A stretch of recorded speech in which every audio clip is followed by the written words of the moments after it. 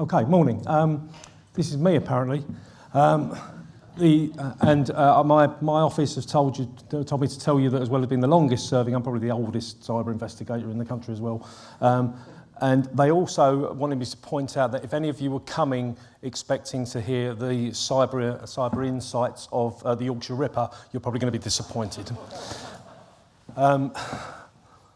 So I'm going to start with some holiday photos. No Speedo shots, unfortunately. But this is an archaeological site just above my hotel on holiday this year, which I explored with my son. It's a very small gathering of dwellings, dates from the time of Christ, and it's just a few small dwellings in the hills. So what's that got to do with anything?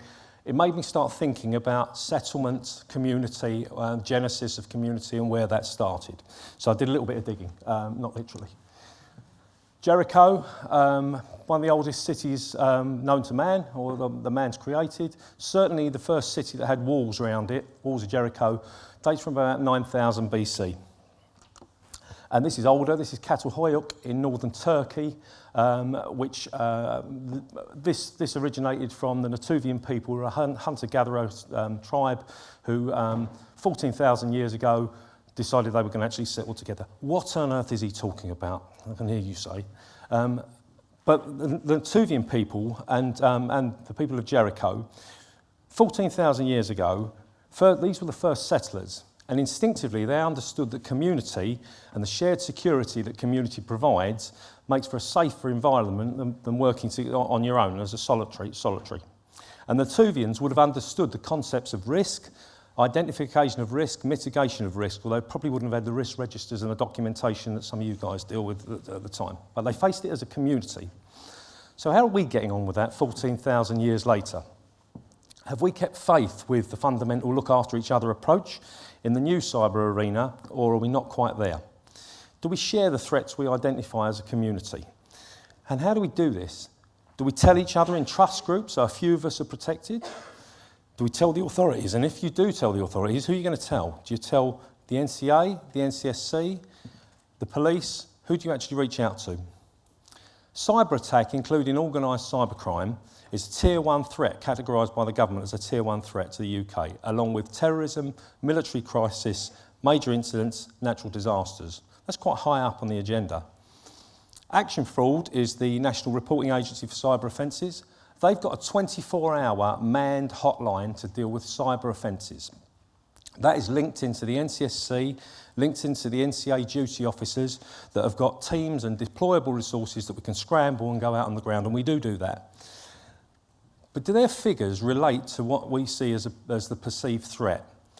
How many calls do you think that 24-hour hotline for, now that's from minor cybercrime to major cybercrime, how many calls do you think it took last year? Anybody want to hazard a guess? Go. 300, actually. But 2/3 of those went straight to local forces. So that's less than 100 crimes in action that came to the regional organised crime units, the National Crime Agency, in the whole year. I don't think that's very many. Total related cyber reports for action fraud, in 15-16 were about 13,000. Last year went up to about 23,000, which is a 73% increase and is basically around the government and us and action fraud and the police actually pumping action fraud out and actually saying this is the reporting thing. This is the reporting system you should use. But those figures for me are still very low, even without comparison to what the figures are for other crime types, and certainly don't correlate with the industry and government assessment of the scale of the problem that we're facing for the UK. But when we dig into those figures further, the actual level of underreporting is quite alarming, for me anyway, especially from businesses. This is action fraud reports for a 3-month period this year. That's a 3-month period. Now, we've just heard John talk about DDoS attacks and the level of DDoS attacks. That's 178 DDoS attacks. That's less than 60 nationally reported a year, and none of those are florists. So they're, with the stressor sites available, the DDoS hire for sites, that can't be very many, and it's the same for servers, the same kind of numbers for servers. Now, you can see this two ways. You can see, A, we've got a highly effective security ecosystem, keeping the number of attacks down to a bare minimum, which Ian is trying to get to. Or B, we've got a serious problem with underreporting. Now, against the fact that on Monday there were 511,000 new malicious pieces of code registered on the internet for that day, I'm going to go with B. I think we've got a problem with underreporting. Collectively, UK law enforcement know that reporting to us is not seen as a particularly attractive option. And we are keen to address this. We've got an industry group within the NCA, we've asked those to do a report with the working group to actually give us some reasons why, but I think we know some of them anyway. Is it because there's no confidence that anything's going to be done when it's reported into us? Well, the government's invested an awful lot of money into the cyber security programme, and as a result, you've got a highly specialised national cybercrime unit, including the most experienced cybercrime investigator in the country, dedicated to the most serious cybercrimes and also providing coordination for the regions and linking those jobs up in the regions, which is really important. In the last 6 months, the NCA and the ROCUs, we arrested 113 significant cyber criminals.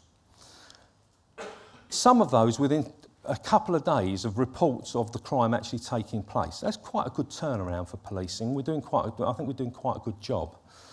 In the last 9 months, we've sinkholed 37 domains, and we've executed almost 500 production orders, which have resulted in the seizure of infrastructure and kit from criminals, which we share with the NCSC for Ian's threat-o-matic piece. But also, as a basis of that, we've repatriated 212 million compromised credential details back to companies where they should be. And they're credentials that are discovered from criminal investigations, not through scraping servers, but by going seizing material that the security community can't get. Is it a problem that someone will get caught and you'll be obliged to go to court and disclose your vulnerabilities of your companies? Well, we understand the concerns in that, and we're not going to mount a prosecution without your agreement. There are potential reputation damages, and we're not going to push that, but we need to know what's happening. Is reporting mechanism too clunky, too time-consuming? Well, maybe so. But Action Fraud are doing a lot of work around this. There's a new system coming out soon, but they are very welcoming of your feedback and your views on how to make the system better. But you've got to test the system, you've got to try the system before you know whether it works or not. Or is it because you don't have to? You don't have to report crime. Well, you're not alone in that. Nobody has to report crime. Well, actually, that's a lie. How many burglaries and thefts from motor vehicles, etc., would get reported if the first question that your insurers actually gave to you was, what's the police crime number? Well, when did you report this to the police? And the insurance industry, for me, they can be key drivers to behavioural change because it's about money.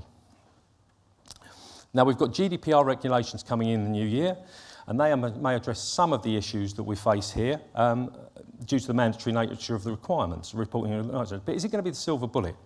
There are some industries, the financial sector, 54,000 firms, and the communication service providers who already have mandatory reporting requirements into their respective regulators. Do you think these figures actually reflect even those two sectors, the attacks on these two sectors? No. So, what does that all mean? But what effect does this have, the underreporting have for law enforcement in the UK? Well, both the NCSC, very simply, it means we've got very little data to work with.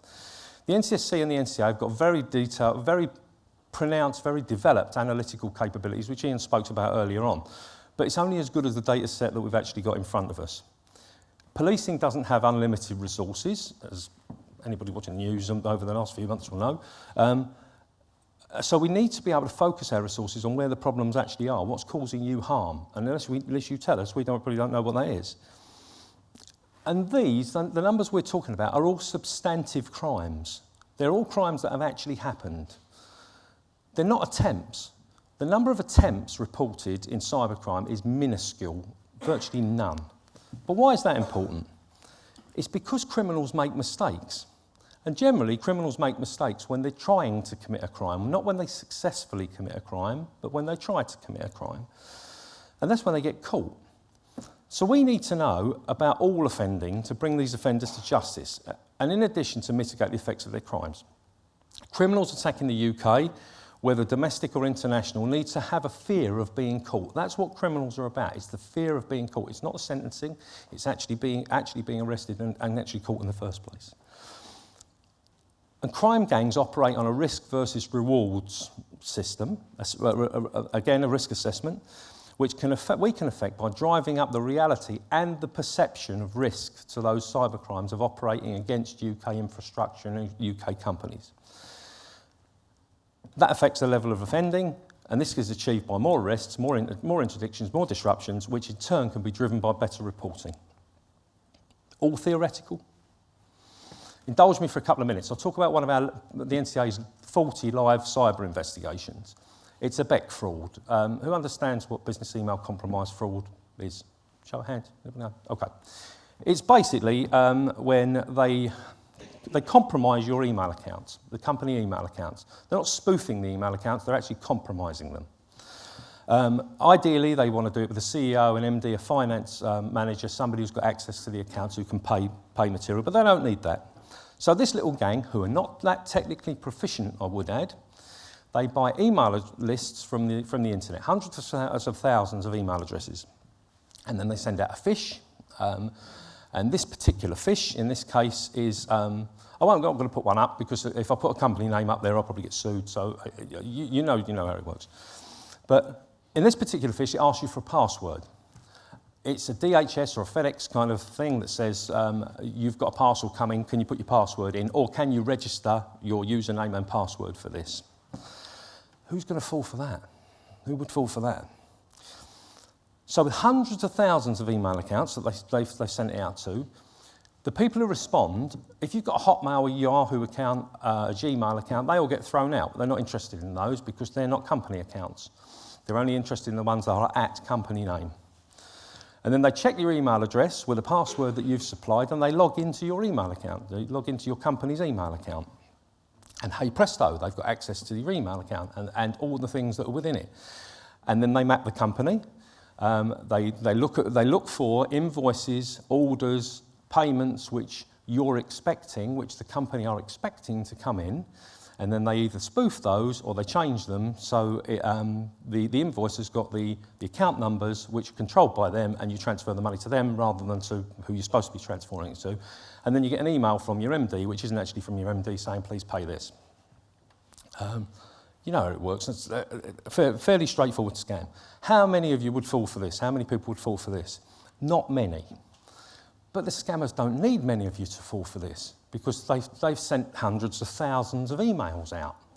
So they only need a few of them to fall for this. So you end up with this kind of pyramid.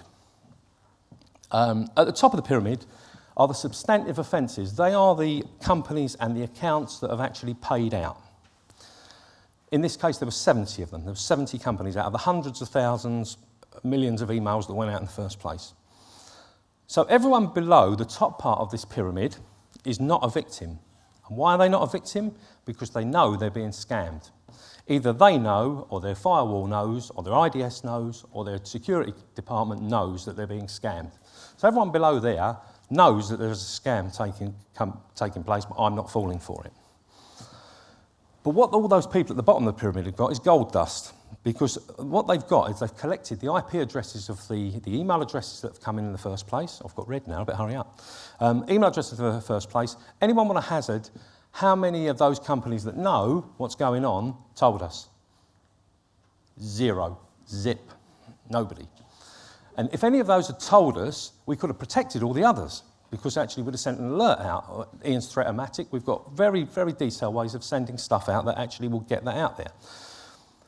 When it boils down to it, there are 70 victims who have paid an awful lot of money to this gang. And yet one of those reports could have saved all those. If the first person who'd been affected, rather than one of the later victims, had told us, because we arrested people on the back of one report from one of the late victims, we could have stopped all this, could have nipped it in the bud. There were a lot of the accounts that we went to, because the 70 accounts we got off the guy's machine when we actually arrested him, a lot of those, £1.7 million had been paid out, had actually been paid out as gone and hasn't been reported as a crime. hasn't been reported as a loss. It's just there. You can see how frustrating this is, because shared security, sense of community, it may only protect others this time, but it could protect you next time. You may work for big companies. Big companies don't make these kind of mistakes, do they? Don't they? You may not, but the victims may be in your supply chain. They may be a customer who's going to put a big order into your company that's not doing that anymore because they've gone bust on the basis of this. Or they might just be businesses and citizens that you can help. And I think that's enough reason in itself. We can get this out. We can get this material out, and we can protect people, but you've got to tell us what's going on. If you came here on a train today and you weren't listening to a podcast or thinking about something, you'd have heard the British Transport Police telling you, see it, say it, sorted. That's quite a good campaign. Does the same mantra not have obvious relevance to the cyber arena? Does that not work as well for us? So here's my plea. Anyway, I know this is the hard yards before the coffee, so if you are asleep, wake up, this is the important bit. If you're a victim of cybercrime or a victim of an attempted cybercrime, please take a few minutes to report it. If you can't bring yourself to formally report it, just share the threats, share what you know with the NCSC or the law enforcement community, and we'll collect it and we'll do something with it. So, as promised, I'll go back to the Natuvians and Hoare. Now, I don't know whether the Natuvians would have used action fraud, probably not. But they and the people of Jericho, they knew that shared security and cooperation are essential to survival in the face of many enemies and many threats. And safety comes through community and individuals protecting the whole and not the one. And they would have told their authorities what they saw and what the problems were, what the threats were, without a need for GDPR to tell them they had to do that. Lessons from antiquity for today's cyber community? I would say so. Thank you.